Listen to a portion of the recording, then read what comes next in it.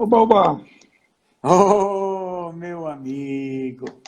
E tudo aí, como bem? é que você tá, mestre? Tudo certo? Deixa eu Tudo ajustar bem, aqui. graças a Deus. Ajeita Joia. aí pra gente ficar vendo seu rosto, um rosto É, bonito. o que é isso? Pelo Muita menos a generosidade Bela da sua acha, parte. né? A Bela acha, só ela, né?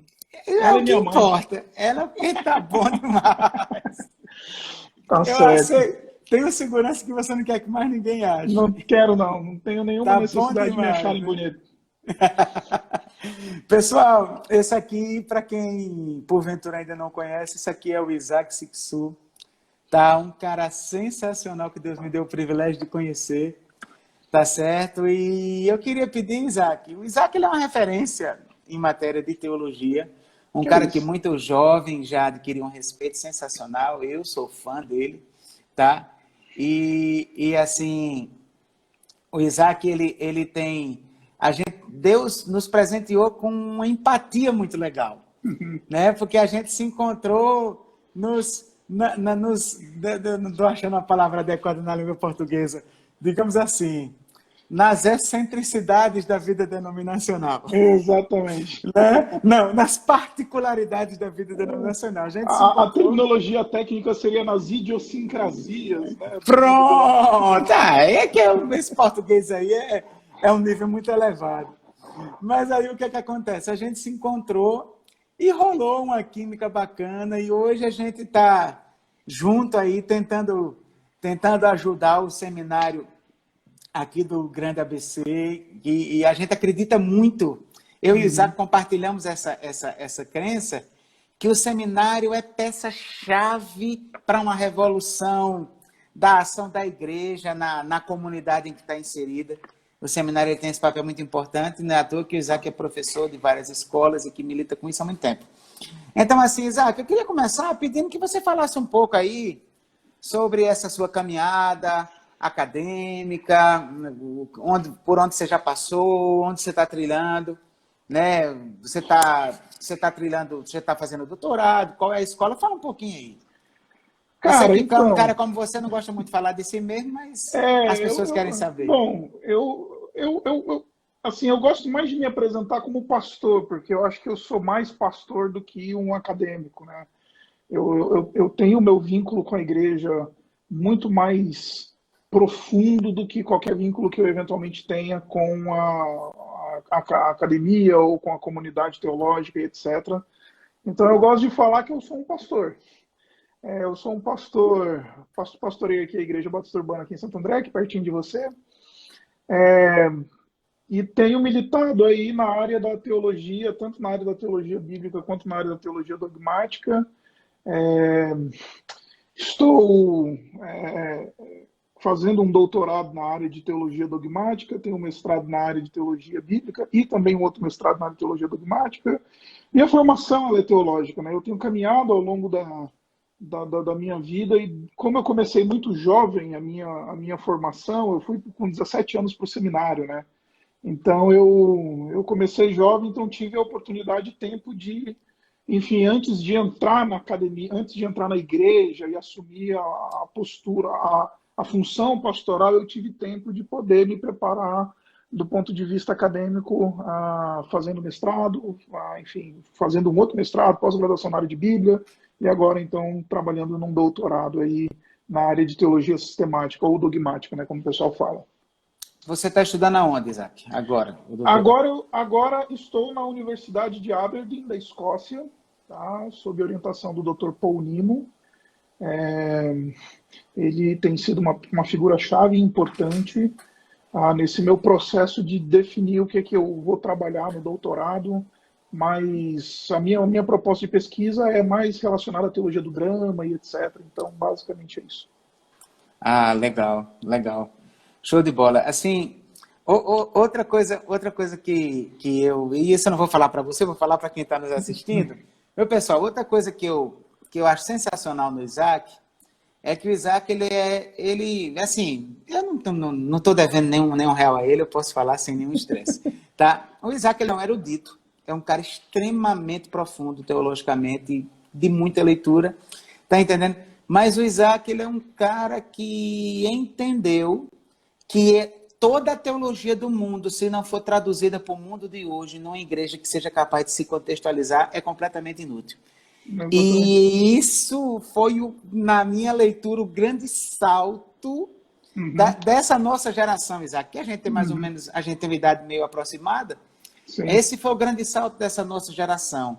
É uma geração que fugiu dessa doença, desse puritanismo de Facebook, Uhum. né, desse calvinismo de Facebook e entendeu a importância de traduzir a sã doutrina de maneira que Uhum. as pessoas compreendam e vivam na prática.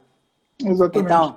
Então assim, e dentro disso está a questão da teologia pública, que é uma preocupação muito sua, que a gente Uhum. inclusive já conversou com isso, que é a Uhum. capacidade do teólogo responder às perguntas que o mundo está fazendo, né? Exatamente. E essa nossa live de hoje tem esse objetivo, porque nós vamos tratar um tema extremamente conectado com o que nós estamos vivendo, com o caráter Uhum. dessa pandemia, Uhum. de tudo Uhum. isso que está passando, que é a questão do problema do mal, Sim, né? sim. Que a gente tinha combinado. E eu queria que você começasse explicando para as pessoas o que é, porque quando a gente fala em problema do mal, isso é um termo mais técnico, que É, quem está à parte do mundo da academia fica um pouco voando. Que você é, explicasse em termos práticos o que é essa doutrina especificamente, é, esse dilema teológico. é.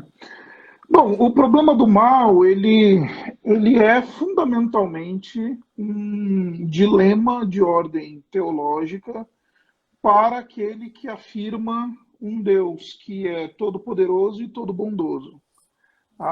O problema do mal é um problema para cristão ou para aquele que afirma crer em um Deus que é todo-poderoso e todo-bondoso.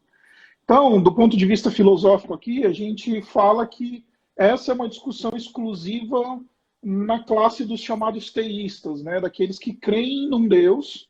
E nós Sim. cristãos não somente cremos num Deus trino, afirmamos que o Deus verdadeiro é um Deus trino e ele é todo poderoso e todo bondoso. Então, a pergunta então que se levanta é: se Deus, que nós afirmamos, ele é todo poderoso e todo bondoso, por que que o mal existe? Porque se Deus ele é todo poderoso, ele tem poder para dar cabo do mal. E se ele é todo poder, todo amoroso, ele vai querer dar cabo do mal. Então, não faz sentido numa mente que examina esse problema de maneira mais superficial, essa ideia de existir um Deus que é todo poderoso, todo amoroso, e também o mal existir ou coexistir com a existência desse Deus que é todo poderoso, todo amoroso.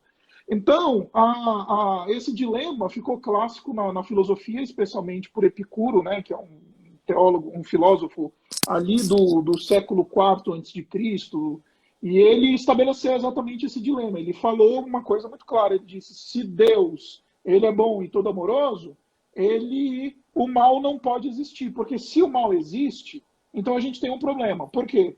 Ou Deus é todo poderoso, ele tem poder para acabar com o mal, mas ele não é todo amoroso e ele não quer acabar com o mal, ou ele é todo amoroso, ele deseja e quer acabar com o mal, mas não é todo poderoso e não tem poder para acabar com o mal.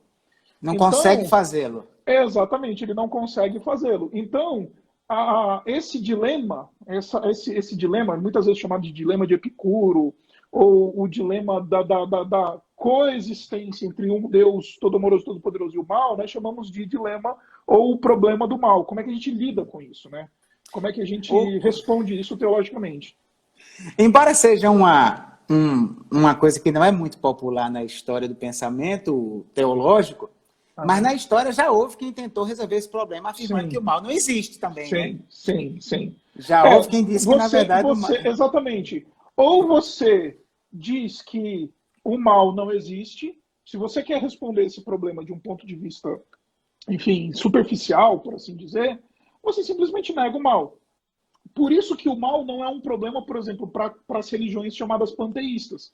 Os panteístas, eles não acreditam que o mal existe. Eles acreditam, por exemplo, os hinduístas, que são uma classe de panteístas, eles acreditam que o mal é karma. Então, você vai fazer agora e lá na próxima vida você vai ter a oportunidade de reviver ou pagar por eventuais coisas difíceis e ruins que você praticou na sua vida anterior e etc. Então, Um ateu, ele vai dizer, mal não existe, o que existe a sua mãe que pega câncer, ela não tem problema nenhum com Deus. Deus não se mete nessa história, que Deus não existe. É que deu um tilt lá na evolução e sua mãe teve um problema de câncer. O maremoto que varre o Sudeste Asiático e mata 200 mil pessoas lá porque o Krakatoa ele entrou em erupção. Isso não tem nada a ver com Deus, porque Deus ele não existe. Isso daí, na verdade, são duas placas tectônicas que bateram lá no mais profundo do oceano e azar de quem estava ali perto. Então, o ateísta e o panteísta, eles têm respostas para isso, porque eles tiram Deus da jogada e falam, você não tem Deus? Beleza. Agora, alguém que é ateísta e que crê que Deus é todo poderoso e todo amoroso, ele tem um problema na mão para resolver. Como é que eu conjugo um Deus todo-poderoso e um Deus todo-amoroso com a realidade que eu estou vendo, a realidade que eu acordo de manhã e o ministro da Justiça está jogando pedra no presidente e 5 da tarde o presidente está jogando pedra no ex-ministro da Justiça, criando um caos no país. Ou porque se Deus é bom e todo aumentando o caos do país, né? Exatamente. Então, se Deus é bom e todo amoroso, por que tem coronavírus, né? Por que eu tomei um pé na bunda da minha namorada? Por que eu tenho amor rejeitado? Ou por que pessoas me fazem mal? Se Deus é bom e todo amoroso, por que o mal existe, né? Então, explicando aqui nesse início, o problema do mal ele é fundamentalmente um problema daquele que crê num Deus todo-poderoso e todo-amoroso. Na verdade, assim, o interessante é que você mencionou essa questão do ateísmo científico, digamos assim, que tenta explicar tudo a partir de leis naturais e tudo mais. Os iluministas eram teístas e eles tentaram encontrar uma religião que conseguisse colocar Deus nessa equação, né? Que foi o deísmo, né? E aí, hoje em dia, embora as pessoas não conheçam o significado desse termo, mas hoje em dia tem muita gente que acredita num Deus assim. Não, existe um Deus, ele deu lá, acendeu o pavio da bomba, a bomba explodiu, ele tirou o corpo fora e deixou as coisas fluindo à mercê dessas leis naturais.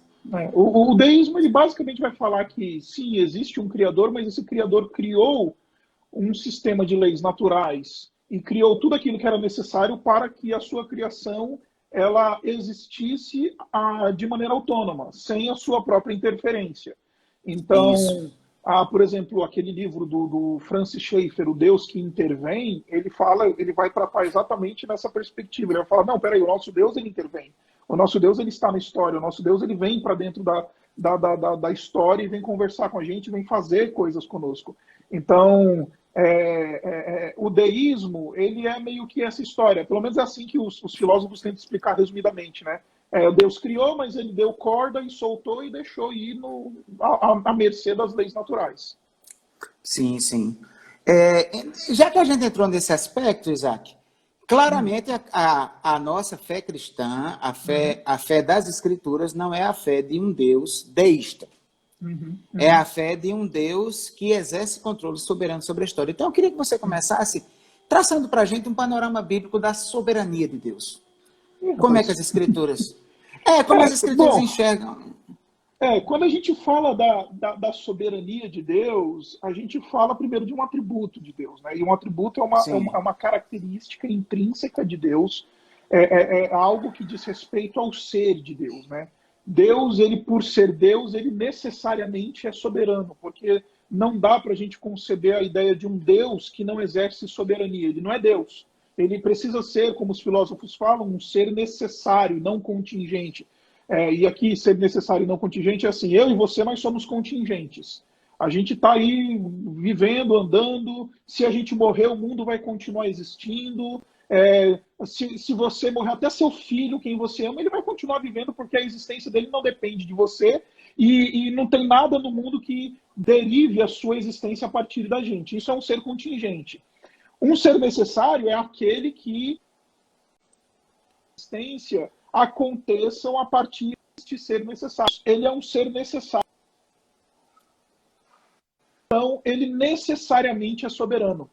Então, ele precisa exercer soberania, ele precisa governar soberanamente para ser Deus. E o exercício da sua divindade está no exercício da sua soberania.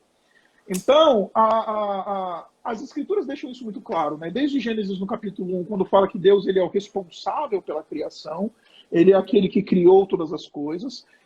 Deus foi aquele que teve a sua soberania ofendida na queda. Então, ele estabeleceu um plano, estabeleceu um desenho, mas teve a sua soberania ofendida quando o homem desobedeceu. Deus, ele demonstra a sua soberania ao providenciar redenção para este homem caído e desobediente que se separou de Deus na queda. E ele, então, estabelece de maneira plena e absoluta a sua soberania na consumação, quando Cristo for esse mediador que vai se sentar no trono de Davi e vai governar soberanamente sobre tudo e sobre todos, né?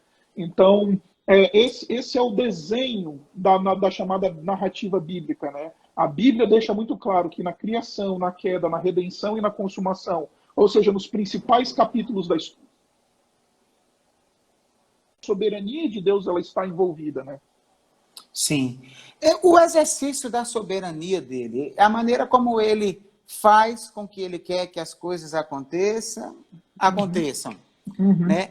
Então, assim, ele atua por decretos imediatos em absolutamente tudo que acontece. Por exemplo, começou a chover, ele lá do céu disse, começa a chover agora, e começou a chover. Né? O carro capotou, assim, né? O carro capotou, Deus que de repente disse um anjo, vai lá e capota aquele carro agora, daqui a 5 minutos. Como isso? O pessoal defende uma soberania absoluta e às vezes cai em fatalismo ou às vezes cai em determinismo, que não é aquilo que a Escritura ensina. A Escritura fala de decretos absolutos de Deus, ou decretos, Deus decretou coisas que fatalmente vão acontecer, como, por exemplo, a morte do Senhor Jesus Cristo. Ela ia acontecer. É um decreto, um plano divino. Os teólogos aí, aliancistas, eles vão falar do pacto da graça, que foi estabelecido entre o pai e o filho. Então houve um decreto de salvação e de que o Deus ia providenciar a salvação. Agora, além da soberania de Deus ser exercida por meio de decretos e Deus ele age por meio de decretos, você também tem a soberania de Deus sendo operada por meio daquilo que a gente chama de providência. O que é a providência de Deus? A providência de Deus é Deus conduzindo todos os detalhes da história a fim de realizar o plano dele. Deus ele conduz todas as coisas, ele age na história, no tempo, por isso que ele intervém, como vai dizer o Francis Schaeffer, ele faz tudo de uma maneira em que, sem eventualmente ferir a autonomia humana, todas as coisas aconteçam de maneira que ele entende. Isso nós chamamos de providência divina. Então, a providência divina, como definem os teólogos sistemáticos, na história, no decorrer da história e operar na história para que todos os seus desígnios sejam realizados. Então, a gente fala de providência e a gente fala de decreto, né? Então, são esses dois movimentos de soberania de Deus que a gente, enfim, entende na teologia. Só que em matéria de providência, dele garantir que as coisas fluam para o cumprimento dos seus propósitos, né? Como disse Jó, bem sei que tudo podes e nenhum dos teus planos podem ser frustrados e tal. Mas nem sempre é por meio de intervenções sobrenaturais, né? Não. Às vezes simplesmente ele deixa as coisas correrem. Deus estabeleceu uma criação que é inteligente, né? Deus usa as leis humanos, Deus usa todas essas coisas sem necessariamente irromper sobrenaturalmente na história, né? Então, usa tudo que tiver a seu dispor, até Satanás, tá? Para fazer cumprir a sua história. O pessoal normalmente pensa que o mundo é meio Star Wars, né? Tem o lado branco e o lado negro da força, e aí lá os Cavaleiros Jedi e os Cavaleiros Sith se chocando eternamente quando as forças elas se surgem, né? Não, o Lutero falou isso, né? Que até Satanás é o Satanás de Deus, porque se você olhar lá no livro de Jó, é Deus quem dá a medida, né? do homem para que o homem, desculpa, Deus quem dá a medida para que Satanás atue, né? Ele vai dizer assim, olha, Satanás, você pode fazer mal a Jó, mas a tua ação de mal, ela vai até aqui. Satanás, ele é até o Satanás de Deus, como vai dizer Martinho Lutero, reforçando essa ideia de soberania, né? Reforçando essa ideia de um Deus soberano. E no caso, os maus políticos, os pilantras, os canalhas, são os canalhas de Deus também?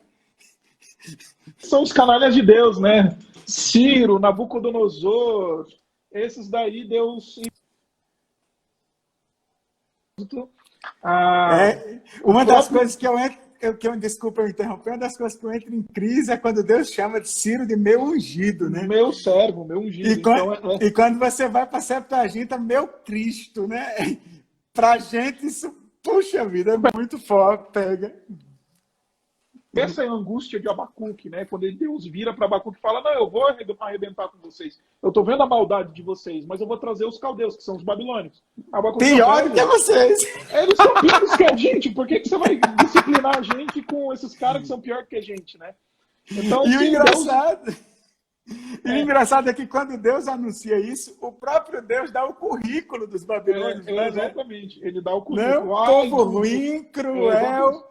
ai do cruel, ai do soberbo, ai do derrama inocente. Um povo que tem por Deus o seu próprio umbigo, a sua própria força, né? Que louco. Mas aí, Zé... Deus administra, então, Deus administra o mal. Deus, ele, como a gente vai... Criador do mal, mas Deus, ele administra o mal segundo os seus propósitos e segundo os seus desígnios para fazer realizados todos os seus planos. Antes de entrar nessa questão de Deus como criador do mal, o Francisco fez uma pergunta aqui que é bacana dentro dessa pegada que você vem falando da soberania, da providência. Uhum. Qual a diferença entre providência divina e a graça comum? Ele perguntou. Isso é um outro termo da providência. A graça comum, ela está relacionada mais ao fato de Deus, ele estender boas dádivas, estender bênçãos a todos os homens. Deus, ele não abençoa só crente, só o cristão. Deus abençoa todos os homens. O próprio Senhor Jesus Cristo diz, ele faz chover sobre os bons e os maus. O Senhor Jesus Cristo, ele nos ensina que Deus, ele não concede boas dádivas somente para os justos. Os injustos também são abençoados por Deus. Então, isso nós chamamos de graça comum. Eu lembro que quando o Lula, ele estava, se não me engano, e aí teve uma ovelha minha que chegou morrendo lá no Hospital das Clínicas, sem tratamento, na fila do SUS, e esse cara miserável roubou o país, ladrão, médicos do país e etc. Aí eu virei para ele e falei, isso é a graça comum. Deus garante que o injusto, por mais que ele seja injusto, ele ainda assim receba boas dádivas de Deus. E sim. Ele faz isso acontecer, entendeu? E o Lula foi tratado no Sírio-Libanês. Eu e você não podemos ir ser tratados no Sírio-Libanês, mas o Lula foi. O Robert Val, Hermínio, aqui disse, Deus manda chuva na plantação de maconha e na plantação de feijão sem distinção. Pois é. Então, a graça comum, ela pode ser objeto de desprezo em relação ao Criador. Isso Agostinho vai falar de maneira muito, muito aprofundada naquele livro dele, da Trindade. A graça comum, ela tem um viés de justiça, porque é exatamente esse elemento da bondade de Deus que é desprezado,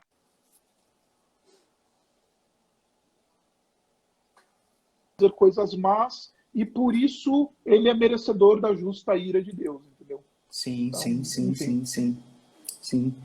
Quem criou o mal? Então, essa é uma pergunta boa. Existem duas linhas teológicas que tentam responder essa pergunta. A primeira,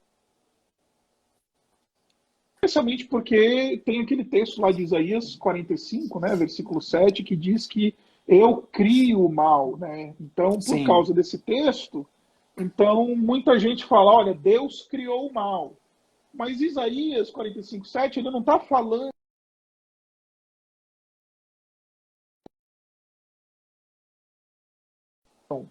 É, ele está falando de que Deus ele cria a calamidade. Ali é um contexto que sim, Deus vai derramar ira sim. sobre Israel e ele É vai anúncio de juízo. anúncio de O juízo. Então sofrimento que Deus, vinha em decorrência do seu juízo. exatamente. Então ele vai criar a calamidade. Deus ele experimente coisas más e ruins, calamitosas para a expressão do seu juízo. Então o texto não está falando que, como é que eu vou falar? Que Deus criou o mal, tá? Inclusive, pouquíssima gente na tradição cristã vai defender isso, tá? Pouquíssima gente vai defender isso. A, o pensamento predominante, ou a escola que responde essa pergunta, quem criou o mal, diz, ninguém criou o mal, porque o mal não é um ente na criação. Você não chega Sim. no mercado e fala assim, olha, me dá 2 quilos de mal. Você não Aham. chega, entendeu? Como você pede 2 quilos de carne de segunda. Então, mal é uma entidade ontológica, né? Como uma entidade do Sim. ser. O pessoal está falando que está cortando. Deixa eu ver se eu consigo trocar aqui o fone. Rapidão. Na verdade, Isaac, testa trocar o fone, mas também pode ser tua internet que não está boa. Aliás, as internets no geral estão meio caóticas, né? Cara, eu acho, Porque eu deu acho uma travada difícil, umas viu? 3 vezes aqui. É? Então, Deu? beleza. É que aqui a Foi, mas tudo internet é bem. bem boa. Aqui a internet é bem boa. Deixa eu só puxar aqui, Testa aí. continuar aqui. É que às vezes esse fone, quando eu ligo no Bluetooth, ele dá uma cortada mesmo de vez em quando. Show. Tá aqui, gente. Espera aí que eu tô só. Eu trouxe esse de backup aqui Melhor. para não corrermos o risco. Só que ele tá todo enrolado aqui. Foi. Deixa eu só.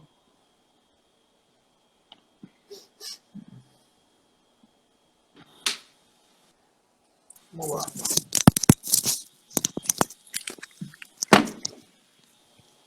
Estão me ouvindo aí? Tá ótimo. Foi? Tá ótimo. E Legal. vamos seguir. Então vamos seguir. Não tem como você não encara o mal da seguinte maneira. Quais são os anjos, as girafas, os elefantes, os seres Aham. humanos, o mal, Aham. né? Não Ex- tem isso. Né? Aham. O mal não está no pacote lá do Gênesis É, capítulo 1. exatamente. Pelo contrário, o texto de Gênesis diz que tudo Eis que quanto Deus tudo que ele criou tinha feito era é muito bom. bom, né? Muito bom. Então, o mal, como vão propor os cristãos, especialmente influenciados por Agostinho, eles vão dizer que o mal ele é uma deturpação ou uma corrupção do bem. Tá? Isso daí é um sentido chamado privativo em Agostinho. Ou seja, Agostinho ele entende que o mal ele é a corrupção do bem. Ele é a corrupção das boas dádivas de Deus. É o mau uso da liberdade que Deus nos concedeu que dá origem ao mal. Né? Então, Sim, basicamente, a resposta para essa pergunta, quem criou o mal? A resposta é ninguém. O mal sim. ele é fruto do mau exercício da liberdade ou como fruto da corrupção do que é bom. Uhum. Na verdade, o mal foi só uma palavra criada Exatamente. para Deus em seu ser, Aham. enfim, Uhum, uhum, né? A gente termina usando essa palavra mal num sentido também de calamidades, de catástrofes, etc. e uhum, tal, uhum, mas a uhum. Bíblia não trata como sendo a mesma coisa. É, Inclusive o Erickson faz essa distinção, né? exatamente. Ele usa o termo mal natural e mal É, moral justamente para fazer exatamente. essa distinção. Uhum, uhum. É isso. O, o, o, o texto que Agostinho ele fala bastante sobre, eu estou usando como referência Agostinho, porque Agostinho é a minha principal referência teológica. Agostinho ele faz uma explicação que eu acho brilhante do texto de Gênesis 1, 2 e 3, ali no seu livro do Livre-Arbítrio. E ele explica a entrada do mal no mundo a partir da liberdade de Adão. Ou seja, normalmente todo mundo tem aquela pergunta assim, se Deus sabia que o Adão ia pecar, né? Se Deus sabia que o Adão ia pisar na bola, por que raios ele colocou aquela bendita árvore ali no jardim, né? Ele podia ter não colocado aquela árvore lá e a gente estava no jardim até hoje. E aí o Agostinho vem e responde essa pergunta e ele diz, não, porque é na árvore que nós sabemos que o homem era livre. É na árvore que nós sabemos que o homem ele foi criado como um ser moral e capaz de exercer tomar decisões, né? Em liberdade, aquilo que os teólogos vão chamar de livre-arbítrio. Então a liberdade adâmica estava na árvore. Ou seja, Deus fala, tá aqui, você é livre, e a minha vontade para você é que você me obedeça. Mas se ele é livre, na árvore você tem a possibilidade do bem, e na árvore você tem a possibilidade do mal. Então, a árvore ali, porque a árvore mostra claramente a liberdade humana do primeiro homem.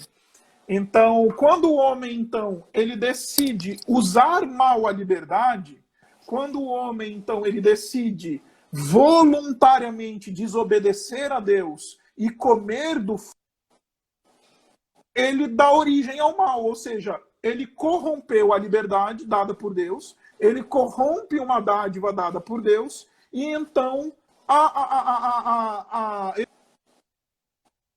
esse mal moral, como a gente vai falar, né? O mal moral. O mal físico é decorrência desse distanciamento entre o Criador e a criatura. Em matéria de Adão, como aquele que começa a humanidade, né? No mundo angélico isso já havia acontecido. Isso. Né? E ele é influenciado por isso. Uhum. Isaac, e em termos de calamidades, de catástrofes, né? Vamos entrar no campo do mal natural, que é o que a gente o que está acontecendo aqui. Isso. Embora muita gente está usando esse mal moral e querer se aproveitar da crise para se beneficiar, né? Exatamente. Eu gosto bastante dessa distinção que o Erickson faz, mas eu gosto ainda mais de uma reflexão que o Pannenberg faz, o Wolfhard Pannenberg, e ele constrói uma teologia do mal, ou uma chamada teodiceia, a partir das rupturas que aconteceram em Gênesis 3. Lá em Gênesis 3, Deus rompe com Deus, o homem, ele rompe com Deus. Esse é Deus, e então ele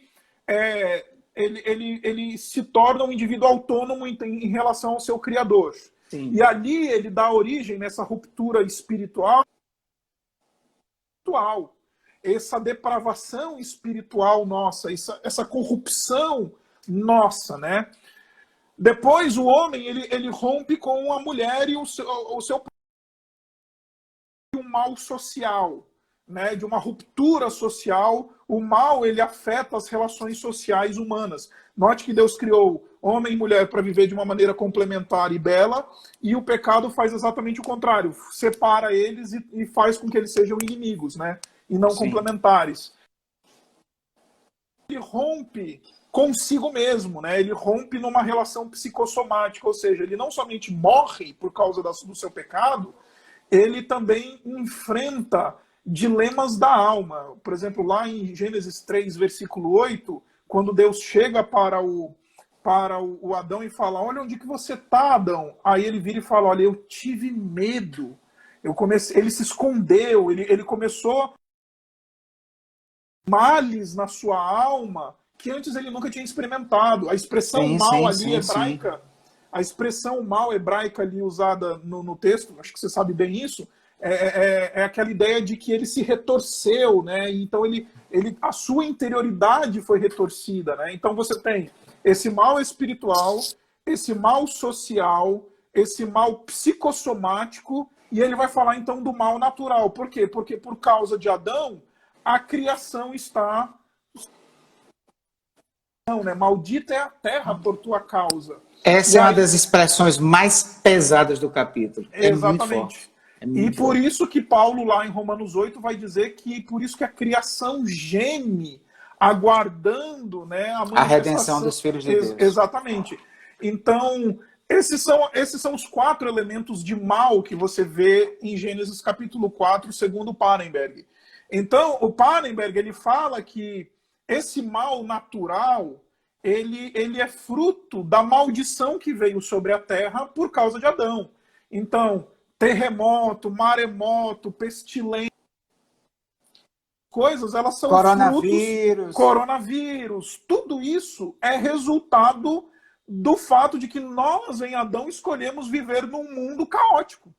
Num mundo que os nossos filhos vão nascer com síndromes terríveis, com Alzheimer sem lembrar da gente. A gente escolheu um mundo que acaba com a gente e é nosso inimigo, mas porque desobedecemos ao Criador, esse é o mundo que nós escolhemos para viver. Então, o mal natural, as doenças, as questões da criação e etc., tudo isso é resultado da queda, é resultado do mau uso da liberdade que Adão exerceu. Tá? Então, trocando em miúdos, você entende que uma vez que Deus, em consequência do pecado, Deus decreta a desordem do mundo que ele criou em ordem, então, a partir dali, naturalmente essas coisas vão acontecendo sem necessariamente Deus... naquele momento, ir lá e dar uma ordem. Deus não decretou esse caos que nós estamos vivendo. Eu não acredito nisso, muito embora exista uma ala dentro da tradição reformada que afirme que Deus decretou isso. Eu penso que não. Eu penso que Deus não decretou que nós fôssemos viver nessa condição miserável. Nós escolhemos a condição miserável porque Deus nos deu liberdade. E ao nos dar liberdade em Adão, Deus, então, ele cria não o mal, mas a possibilidade do mal.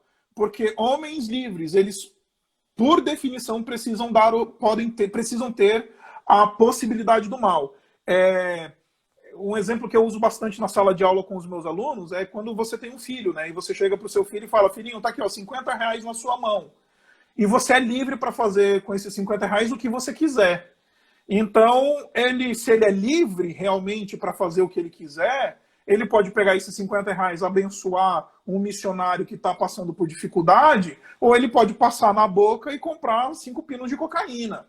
Entendeu? A liberdade lhe dá a possibilidade do mal, né? Então, eu não acredito que Deus decretou o maremoto que varreu o Sudeste Asiático em 2012. Eu não acredito que o terremoto que acabou com Haiti em 2010 ele seja decreto de Deus. Eu acredito que todas essas coisas acontecem porque nós escolhemos viver neste mundo em que tem maremoto, que tem terremoto, que os nossos filhos nascem doentes, que a gente morre, que a gente vive essa vida de miséria e de nosso pai Adão, que era nosso representante federal. Então, Deus não tem nada a ver com isso. Ok, mas pensa comigo. A gente vê a Bíblia categorizando, responsabilizando o homem por suas omissões também. Sim. Aquele que sabe que deve fazer o bem e não faz, nisso está pecando. Né? Então, Deus poderia fazer com que não acontecessem essas coisas. Né? Mesmo assim, ele não impede. Sim. Ele deixa a coisa correr. Um monte de gente morrer. Tá lá, o cara vai estuprar uma criança. Deus poderia dar uma trombose nele. Deus podia fulminar o cara ali na hora, né? Isso, mas ele deixa acontecer. E ele está vendo. Né? Como lidar com com essas permissões de Deus de situações tão terríveis dentro desse contexto, que sim, o estuprador tem liberdade para fazer a sua escolha, mas ali tem uma vítima inocente, Sim. pelo menos, né? E aí, resultado, como você elabora isso? Cara, eu elaboro a partir da elaboração estética, da elaboração do Agostinho, tá? Eu não consigo entender todas as coisas, eu me indigno com essas coisas, eu fico profundamente com coisas. Quando eu ouço que uma criança foi estuprada, ou quando eu ouço que aconteceu uma coisa, sabe, absurda, eu fico, enfim, indignado, ultrajado, mas eu entendo que a teologia cristã ela nos dá uma resposta por meio de uma teologia que nós chamamos de propósito doxológico. O que é esse propósito doxológico? Deus, ele faz e atua todas as coisas sua própria glória. Tá? Deus ele quer, em última análise, fazer esta em vista. Tá? Deus ele constrói a história, ele desenha todos os eventos da história, ele governa os eventos da história, não para o nosso bem-estar necessariamente, mas para promover a sua própria glória. E essa doutrina ela é extraída, por exemplo, daqueles vários para a sua glória lá de Efésios capítulo 1, quando ele diz que ele nos elegeu para louvor da sua glória. O Filho amado nos redimiu pelo seu sangue para louvor da sua glória. O Espírito nos cela para louvor da sua glória e tudo mais. Isaías na Antiga Aliança, aqui o meu povo, que se chama pelo meu nome, que criei para a minha glória. Para a minha glória. Exatamente. Então você tem esse desenho do que a gente fala de propósito doxológico. Ou seja, Deus está conduzindo a história para se fazer... Tudo que Deus permitiu acontecer, Deus assim o permitiu, tá?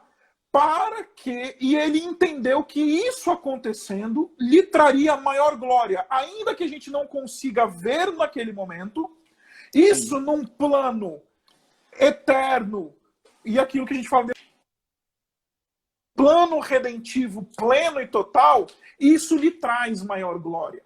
Isso lhe traz, porque se houvesse um outro jeito, ou um outro evento na história que trouxesse mais glória para Deus, era esta maneira que aconteceria e não aquilo que aconteceu.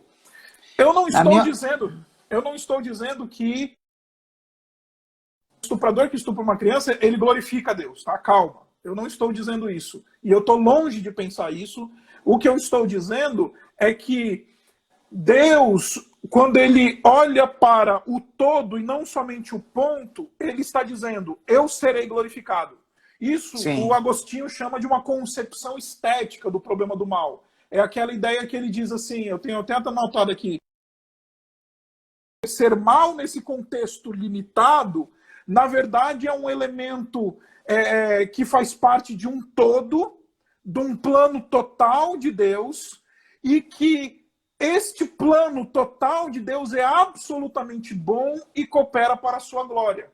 Então, o problema é quando a gente quer pegar a parte pelo todo. E a gente quer pegar o evento do estupro, a gente quer pegar o evento do Bolsonaro, a gente quer pegar o evento do terremoto, a gente quer pegar a minha queda de cabelo, a gente quer pegar as coisas, e a gente fala assim, Deus... Só um Deus totalmente soberano e que trabalha para promover a sua própria glória pode nos dizer que todas as coisas cooperam para o bem daqueles que amam a Deus. Então, Deus, para poder dizer que todas as coisas cooperam para o bem daqueles que amam ele precisa ser soberano de todas as coisas e controlar todas as coisas. E essas coisas cooperarem para o bem daqueles que amam ele, precisa produzir a glória dele. Então tem aí o propósito doxológico.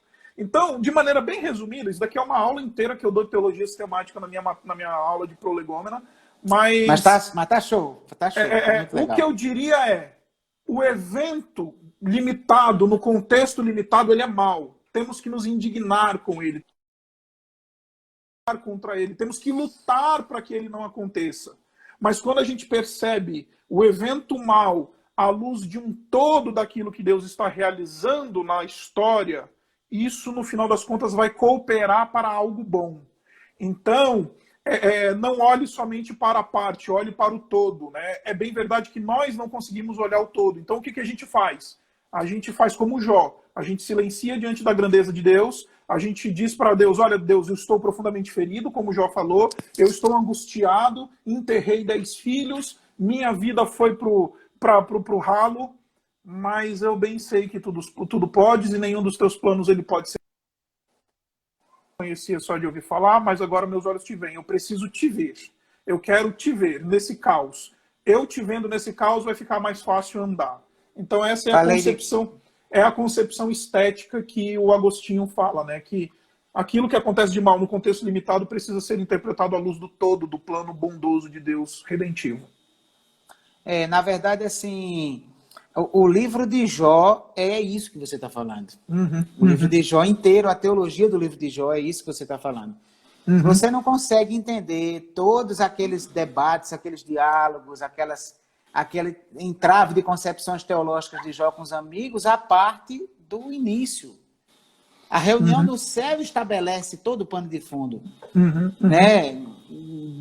Satanás acusou Deus de subornar. Fidelidade em troca.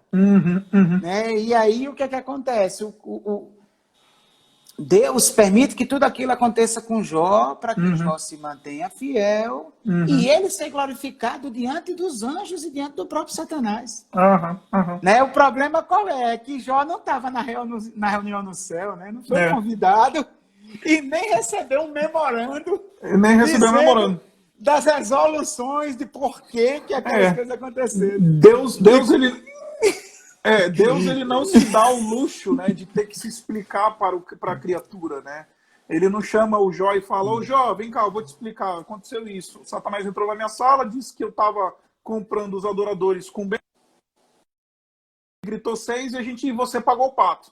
Então, Deus nunca se explica para Jó. Você pode ler de capa a capa o livro. Exatamente. E ele nunca se dá o luxo de se explicar para Jó. Porque um Deus soberano não se explica. Ele simplesmente chama o Jó a partir ali do capítulo. E começa a dizer, Jó, eu vou te fazer umas perguntas e talvez se você conseguir, você me... Eu decidi lançar os fundamentos da terra. Onde é que você é bom de fazer as estações do ano acontecerem certinhas? Onde é que você estava quando eu decidi estabelecer todos os luminares? Onde é que você estava quando eu decidi dominar o caos e o mar primevo? Quando eu domino sobre o Leviatã e o Behemote? Onde é que você estava, Jó? Aí o Jó percebe que a história não é sobre ele, é sobre a glória de Deus. Aí ele fala, eita, eu estou olhando no específico, eu não estou olhando no todo. Aí falei do que não entendo. Falei do que não entendo. Agora os meus... Eu ouvia de blá blá blá, eu era um bom religioso, mas agora meus olhos te veem. Porque o sofrimento, como vai dizer o Lewis, né, é esse megafone de Deus gritando para nós que ele está lá. Então, agora os meus olhos te veem. Então, o mal, ele é usado por Deus numa concepção. E falar, olha para mim, cara, porque não é sobre você, é sobre mim. Não é sobre o teu bem-estar, é sobre a minha glória. E entre a minha glória e o teu bem-estar, eu vou sempre escolher a minha glória. Então, enfim, é uma longa história. Mas, resumidamente, temos que nos indignar com os pontos de mal que acontecem na história. Mas a gente não pode perder a percepção de que há um Deus que está conduzindo toda a história e que, num ponto de vista do todo, Deus ele está articulando um plano bom, um plano gracioso, um plano que nos quer bem, né? Então, basicamente é isso. A Elô perguntou aqui, quando Deus diz em Gênesis que a terra seria maldita por causa do pecado, e sim a declaração das consequências? As duas coisas. Se você quiser entender das duas maneiras, não tem problema. Quando a gente olha para Gênesis 3, Elô, esses 4 elementos. Porque, note, quando a gente fala desses 4 elementos de separação, né? A separação de Deus e o homem, separação do homem com o seu próximo, separação do homem com ele mesmo, separação do homem com a criação, a gente descobre que o Senhor Jesus Cruz, ele perguntou, Deus meu, por que me desamparaste? Ele experimentou essa separação entre o primeiro Adão e a cruz, virou para ele e falou, se tu és mesmo o Filho de Deus, salva-te a ti mesmo e a nós também. Ele experimentou essa ruptura social. Ele viu ali na cruz o que significa a inimizade estabelecida pelo pecado.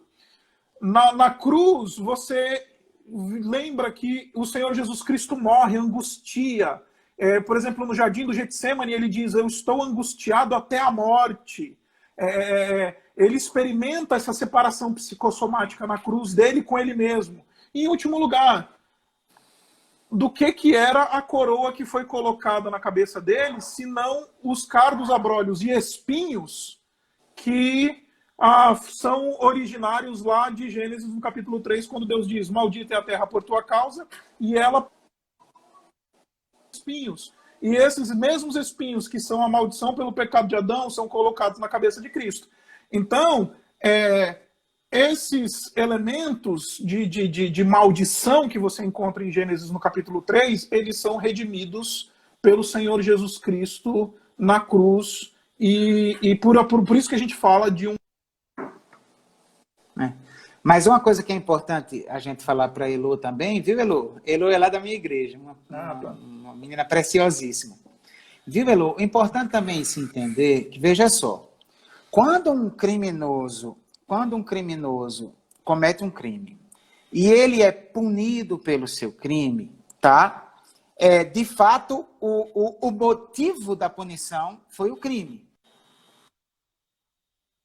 Poder de, em si mesmo, impor a pena sobre ele. Uhum. É preciso o decreto de um juiz com autoridade para tal. Então, a gente não pode encarar que essas dores, essas aflições, esses sofrimentos, sejam uma coisa meio que por osmose.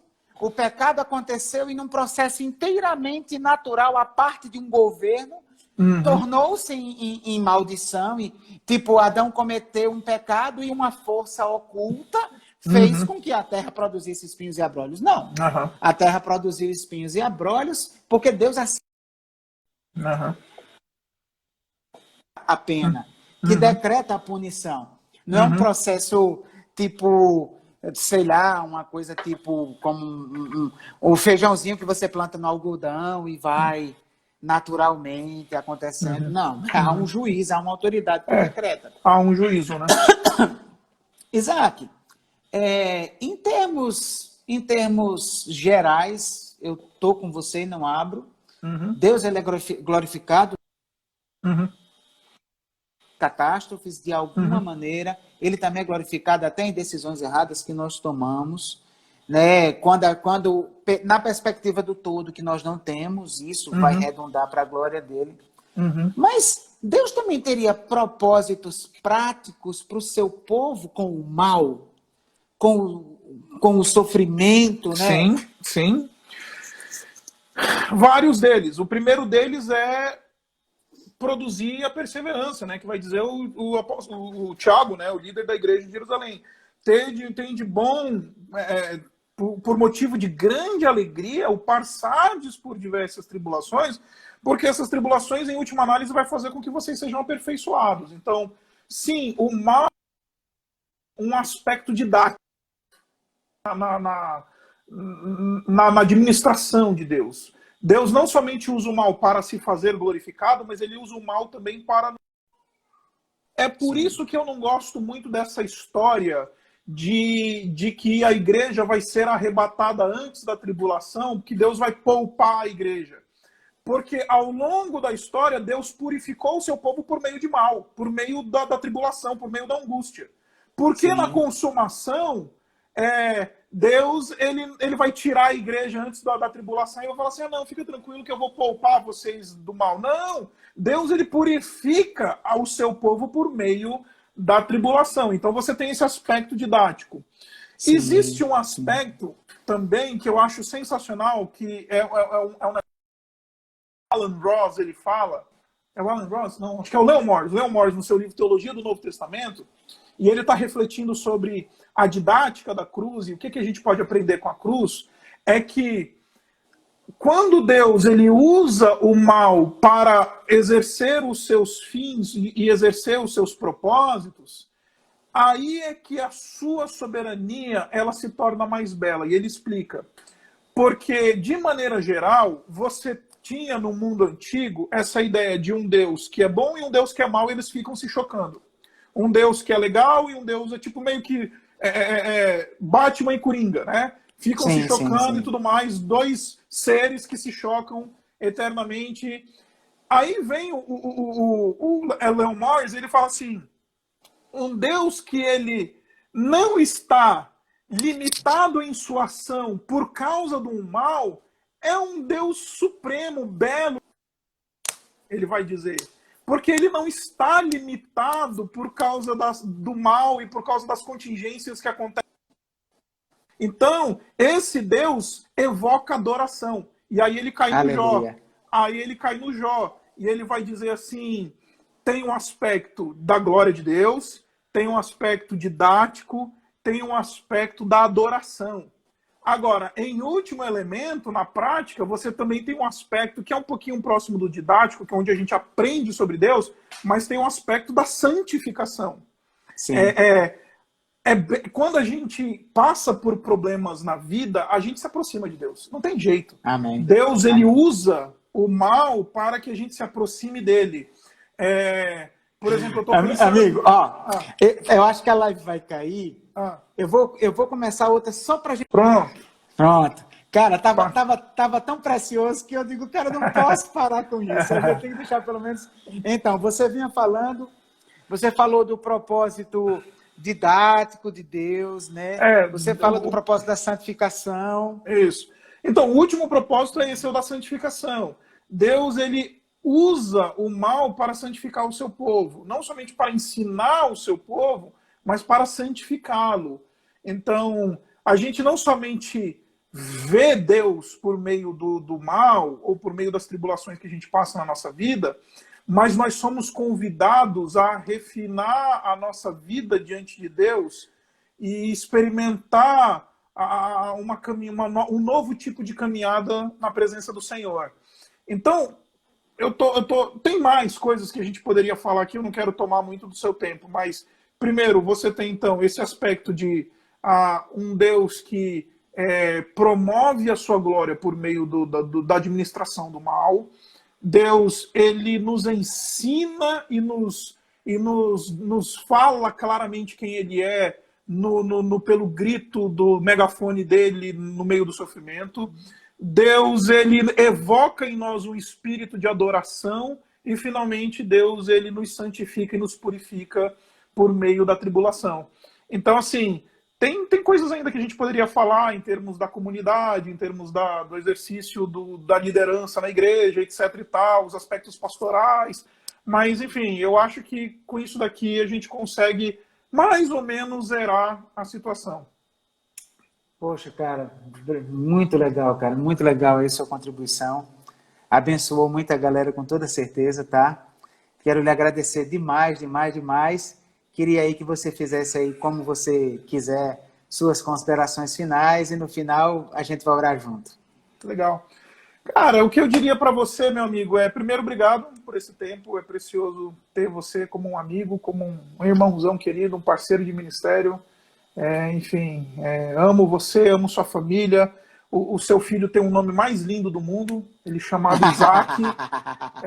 Enfim, saiba que você pode contar comigo, com a minha igreja e sempre que você precisar, a gente vai estar juntos. Quero dizer para a turma que está acompanhando a gente, eu sei que algumas pulgas foram colocadas atrás da orelha, tá, de vocês. Benditas pulgas, cara. Benditas pulgas. O que eu posso recomendar... Assim. Eu posso fazer algumas recomendações rápidas de leitura para ajudar o pessoal que... Sim. Enquanto você estava retomando aí a live, eu tenho um livrinho... Não é esse. Cadê? Ah, oxe. Bom, eu não tô achando ele aqui. Tá aqui, achei. Ah, chama Alvin Plantinga, tá? Deus, a Liberdade e o Mal, tá? Esse é um livro bem legal, que vale a pena o pessoal dar uma olhada. Ele é um pouco mais filosófico, ele é um pouquinho mais, mais assim, árido. Mas tem um outro livro, que é o livro do Gordon Clark, tá? Deus e o Mal, o Problema Resolvido, tá? Esse livro é bem legal, ele é fininho, até corintiano lê, ó, tá vendo? Numa sentada daqui para Itaquera o cara lê, sem problema nenhum. E tinha mais um aqui que eu tava olhando, mas eu não tô achando aqui. Isso aqui, tá? Que é O Enigma do Mal, tá? Publicado pela Vida Nova. Podemos Crer na Bondade de Deus. Esse é um livro bem legal. Ele é mais didático, ele é mais, enfim, mais, não vou dizer pastoral, mas ele tem uma abordagem um pouco mais didática para quem está começando nessa pegada aí. São 3 livros que eu poderia recomendar. Tem outros que dá para a gente recomendar, mas os que eu estou achando aqui na minha biblioteca são esses. Tem outros aí. E é Qual isso. foi aquele autor que você mencionou que elabora a questão melhor do que o Erickson, que É o você Wolf, citou? Qual é o livro? é esse cara aqui, ó. O Wolfhard Sim, Pannenberg, tá? a Teologia Sistemática do Pannenberg. Isso, exatamente. Se ele Ok. der uma olhadinha lá, ele vai achar essas definições que eu Ok, passei aqui. que teve uma pessoa na live anterior que fez essa pergunta. Para quem perguntou aonde vai ficar gravada, tá? A primeira parte já ficou gravada lá no perfil @PIB de Mauá, que é o da nossa igreja. Então, essa pessoa certamente é seu seguidor e perguntou, então, segue lá a gente, lá você vai encontrar e vai poder ver outras coisas que a gente está transmitindo também. Isaac, o pastor Segundo Almeida, que é uma referência de líder pastoral, nosso amigão, ele colocou uma pergunta aqui e ele gosta de colocar umas perguntas para arrebentar, né? E eu queria que a gente encerrasse com essa pergunta aqui, depois a gente ora, tá? Ele diz o seguinte: o que significa a expressão riscado do meu livro em Êxodo 32?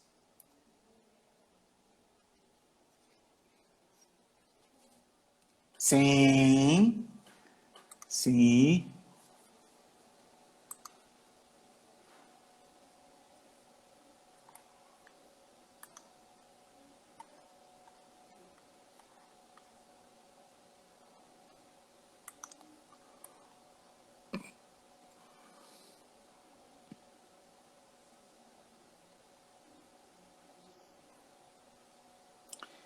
Na verdade, essa. Isso. É. Isso. Primeiro Moisés tinha dito, né? Pediu que perdoasse o pecado do povo, se não, risca-me do teu livro que escreveste. E agora Deus afirma.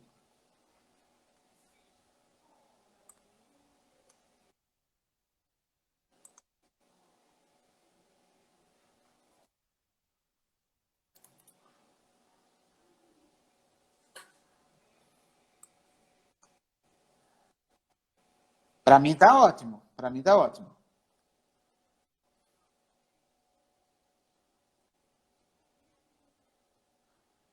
Pois para mim estava chegando de boa, viu?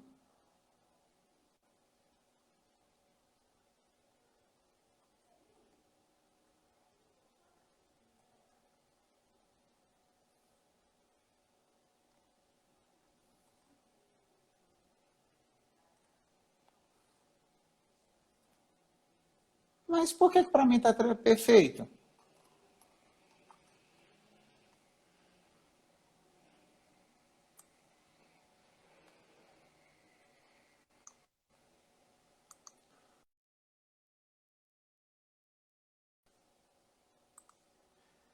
Nós vamos, gente, dar uma.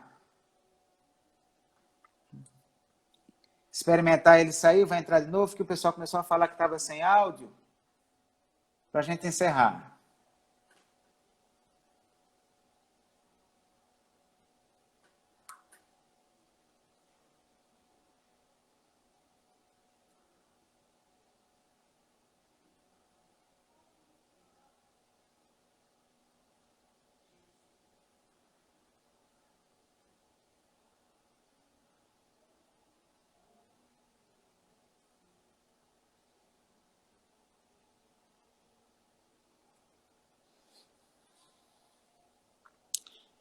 Estou esperando ele chegar de novo para poder convidar, gente.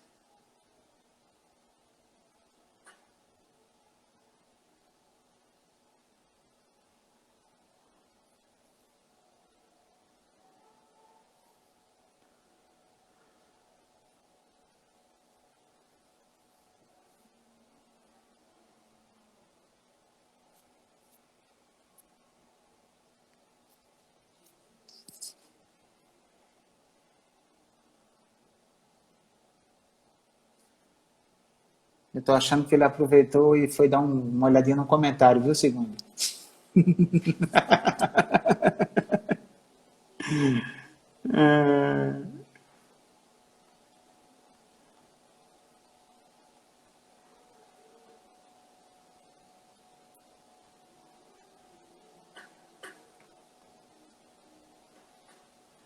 Já.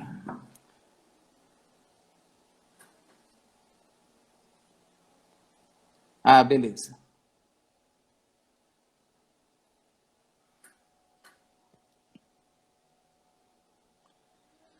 Ele entrou. Já está conectando.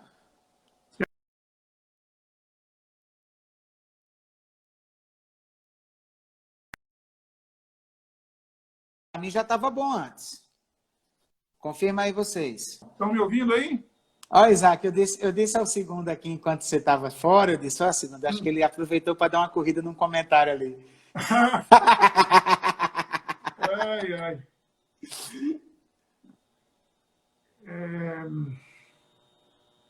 Me achou aí? Tem áudio? Para mim tá bom. Ó, estão Pessoal. dizendo que é ok. Estão dizendo Ok. que é ok. Manda vamos bala lá. aí. Bom, o contexto de Êxodo 32, Segundão, é o seguinte, é aquela famosa passagem Do do bezerro de ouro. ouro, né? Então, Moisés subiu a montanha e então, quando ele desce, ele encontra o povo lá tocando carnaval no bezerro de ouro e etc. Aí Deus promete que vai destruir o povo, Deus promete que vai, enfim, arrebentar com a turma lá.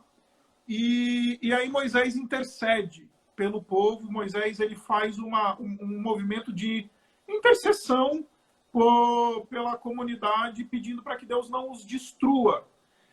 E aí eu vou roubar aqui, porque eu vou trazer um comentário que é o comentário que eu mais ou menos uso de vez em quando.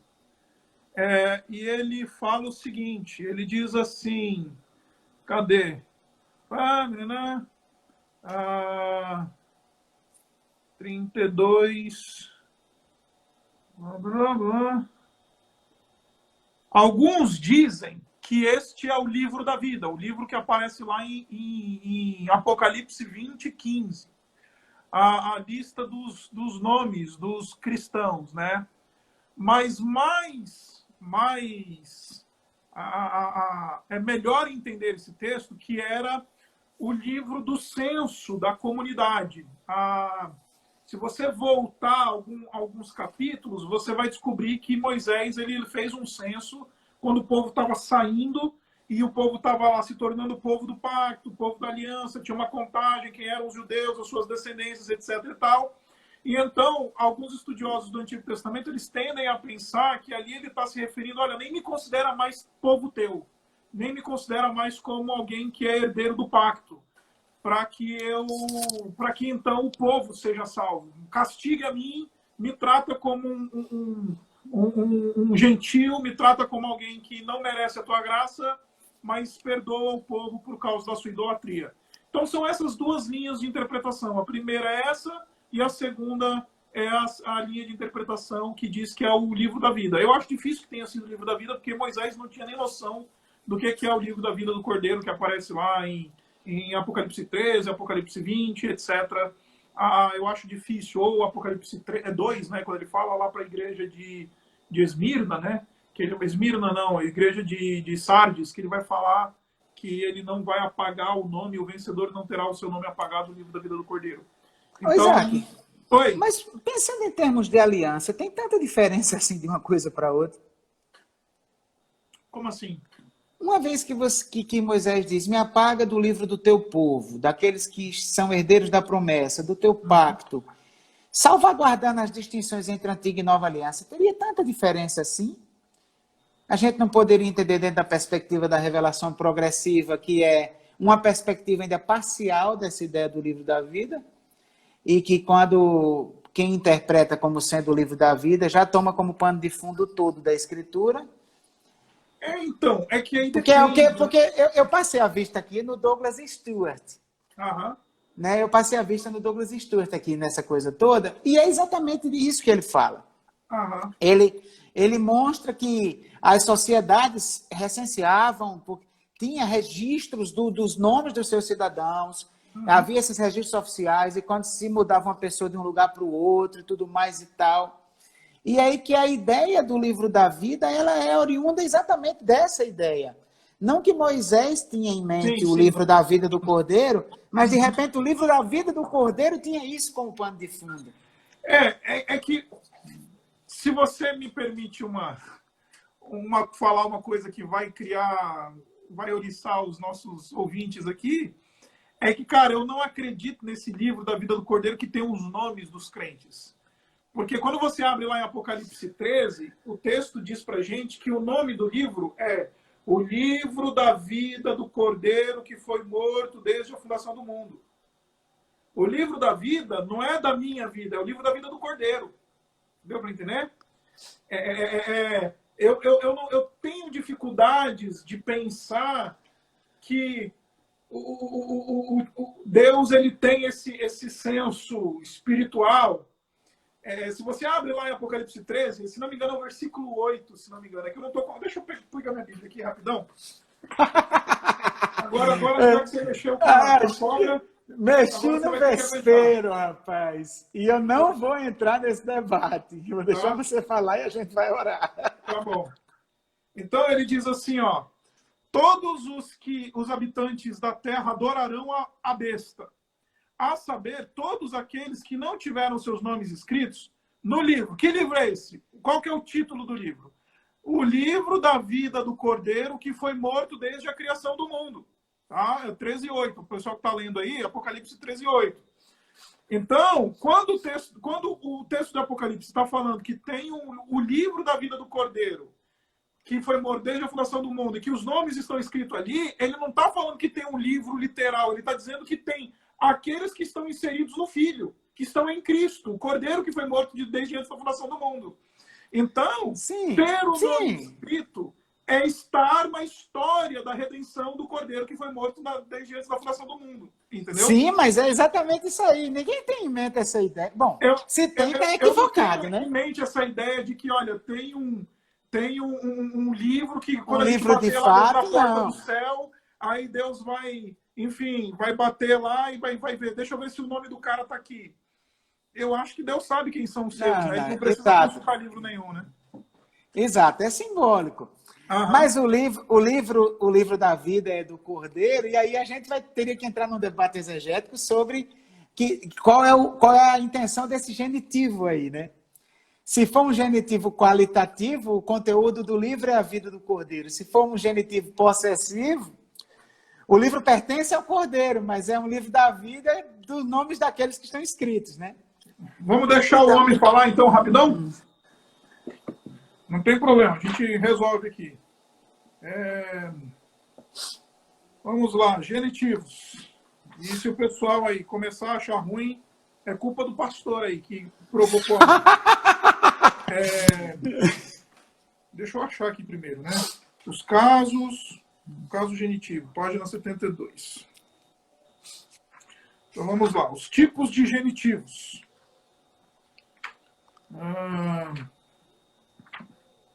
Genitivos. Você tem os genitivos de aporia, tá?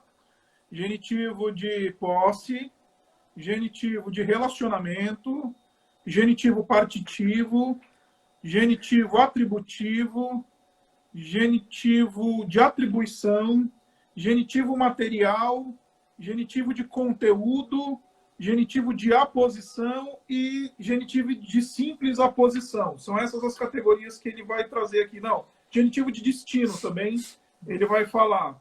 Essas são as categorias de genitivo que ele vai colocar aqui. Eu tendo a entender esse genitivo, livro da vida do Cordeiro, como esse genitivo de conteúdo, que ele vai falar categoria 8 aqui, ó, genitivo de content, genitive of content. É o genitivo de conteúdo. Ou seja, o conteúdo do livro é o livro, é a vida do Cordeiro que foi morto desde antes da fundação do mundo. A sensação que eu tenho é que este livro é o livro que ninguém era digno de abrir o selo. Deu para entender? Porque só tem um. E por que ele é digno de abrir o livro? Porque ele foi morto. Entendeu? A base da dignidade de Cristo para abrir o livro que ninguém podia abrir no céu ou na terra ou embaixo da terra é o fato de que ele tinha sido o Cordeiro que foi morto. Então, este livro é o livro que narra a redenção. A minha leitura tipológica, idealista, seja lá como você quiser chamar. Então, é o livro da redenção. É o livro da história de Cristo. Eu tenho a sensação de dizer, ou tenho o abuso de dizer, que eu tendo a pensar que é o livro, é a palavra de Deus, é a Bíblia, é a Escritura.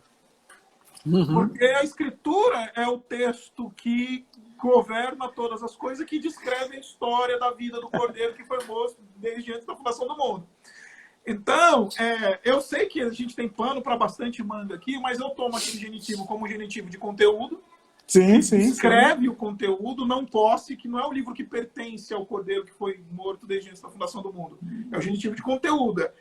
O conteúdo do livro, a descrição, o que o livro descreve é a vida do Cordeiro que foi morto desde antes da fundação do mundo. Então, enfim, de qualquer jeito, estamos aí, entendeu? Mas se você quiser depois dar uma olhadinha, no Beyond Basics do Wallace está a categoria 8 dos genitivos dele lá. Não, eu conheço os tipos. Eu apenas tenho uma opinião diferente. Não, tudo bem. Eu amo você. Não, eu também. É porque enfim, se a sua leitura tiver razão, e o símbolo que tem em mente ali não é um livro de recenseamento, um livro cujo conteúdo são nomes, mas é um livro cujo conteúdo é história, então, de fato, precisa se desconectar o livro de Moisés com esse livro. Exatamente. É por isso que quando ele me pergunta sobre Gênesis 32, aí eu falo, olha, me parece que Moisés está falando dos livros dos recenseamentos, mas eu tenho dificuldade de entender esse livro assim, entendeu? Então, enfim, respondendo a pergunta que demorou 20 minutos aqui do nosso amigo Segundo miserável, a gente... miserável! Inclusive, eu acho que essa é a opção do Wallace, viu? Deixa eu dar uma olhadinha aqui. Já que a gente está aqui discutindo essas coisas, 13 e 8. 172. O cara é um viciado, meu. O cara... Peraí. 172. 173. Não, ele está falando do dativo aqui, não está falando do genitivo, não. Tá. Ele está falando de outra palavra aqui, cadê? Cadê? Mateus 3. Prosquinel, ele está falando de adoração. Adorarão um cordeiro. E adorarão a besta que foi morta, que é a besta e não tem os seus nomes escritos. Então, quem adora a besta não tem o nome escrito no livro da vida, do cordeiro, que foi morto desde antes da fundação do mundo.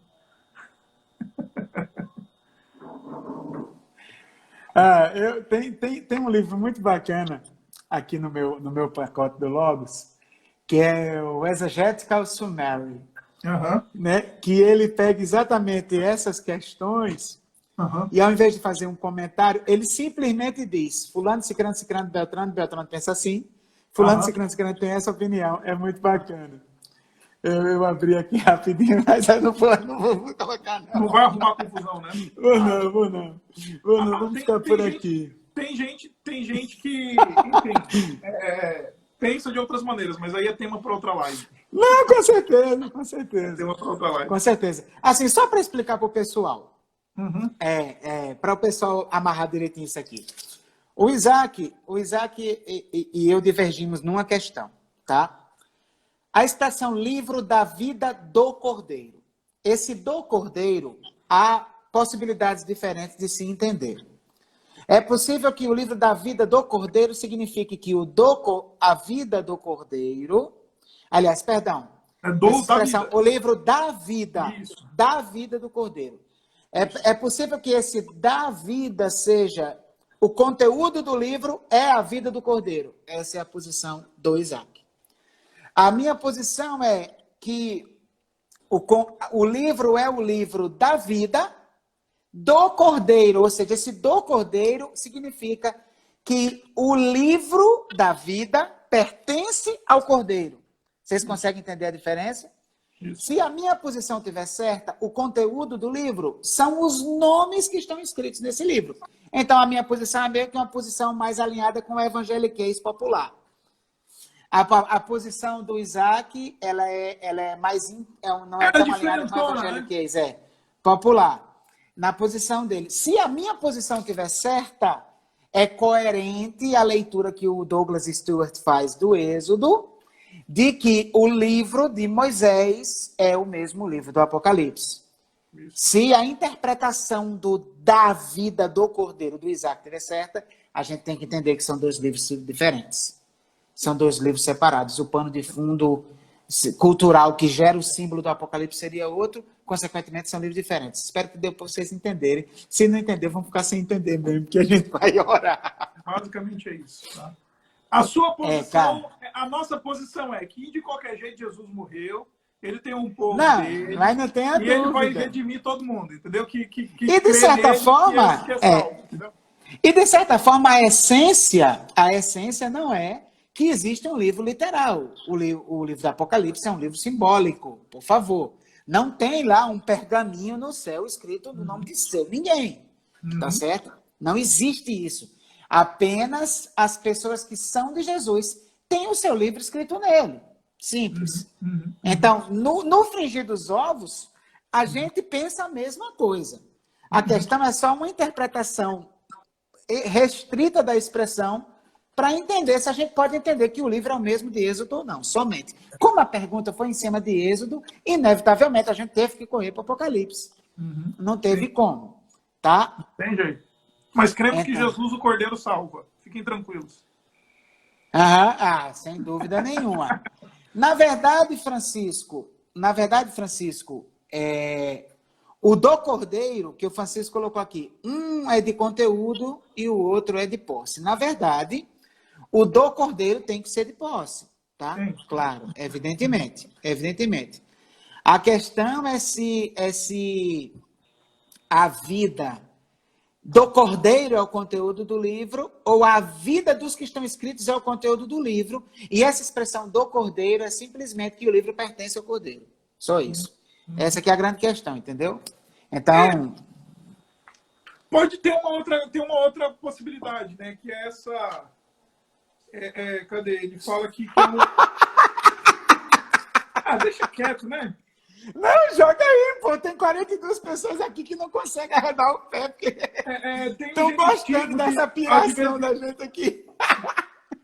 É que eu não sei se ele se encaixa aqui, mas é um genitivo de referência, que é o livro da vida referente ao Cordeiro, né? Poderia tratar assim também, não de posse, que pertence ao Cordeiro, sim. Mas que é referente ao Cordeiro. Então tem um genitivo de referência. Exatamente. Na verdade, parece que o genitivo mais crítico é realmente o do Cordeiro aí. Parece que ele se torna mais crítico. Mas, enfim. Gente, Deus abençoe vocês. Isaac, muito obrigado. Meu amigão, meu parceirão. Diga a Bela que eu estou mandando um abraço. Fala para ela que eu tenho orado sempre por ela. Amém. Eu tenho orado muito pelos profissionais de saúde e eu me lembro sempre dela. Amém. Obrigado pelo carinho, amigão. Nessa loucura toda, tá? E Deus te abençoe muito, cara, Urbana. E o que precisar da gente, estamos juntos. Tô doido que passe essa pandemia, que eu tô doido para examinar o seu candidato aí no conselho. O Bruninho tá quase aí, quase lá na curva aí pra gente fazer o conselho dele. Vai ser bênção. É isso, Vai ser bênção. Obrigado, amigão. Deus abençoe você. Amém. Tamo junto. Vamos Deus orar. abençoe todo mundo que tá aí. Deus guarde cada um de vocês aí também. Vamos orar, vamos orar. Vamos orar. Pai querido, muito obrigado, Senhor, porque nós podemos sorrir apesar dessa crise toda. Podemos discutir essas questões teológicas que são tão boas, tão preciosas, Pai, tão abençoadoras. Quero pedir, Senhor Deus, que o Senhor continue cuidando da vida do Isaac, sua esposa Bela, que é médica e está aí na linha de frente, trabalhando em hospitais, embora não seja atuante dessa área específica, mas que está lá no meio da crise, que o Senhor venha abençoá-la, abençoa todos os profissionais de saúde. Pai querido, nós cremos plenamente que o Senhor é soberano, nada disso te pegou de surpresa, nada foge ao teu controle. E que na hora certa, no momento do Senhor, isso vai passar, a história vai continuar e nós tiraremos lições preciosas de tudo isso que nós passamos, Pai. Pai, que a preocupação maior do nosso coração não seja quando o deserto vai acabar, mas sim, Pai, me capacita para atravessar o deserto com fidelidade. Me dá sabedoria em meio ao deserto. Nos abençoa, Pai. Derrama muita graça sobre nós. É o que te peço em nome de Jesus. Amém, Senhor. Deus abençoe você, irmão. Um abração. Valeu. Fica com Deus aí, gente.